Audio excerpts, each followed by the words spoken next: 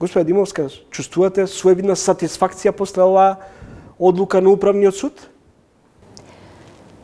Па да ви кажам, и неголема сатисфакција, затоа што очекував дека Управниот суд ова прашање ќе го разреши многу порано. Дека ќе го разреши во еден многу поразумен рок. Рокот од 2 години. Јас воопшто немав намера да предизвикам потрес, како што сега се случи, па да се отворат сите овие дилеми. Доколку ова беше многу порано, ќе беше поинаква ситуацијата.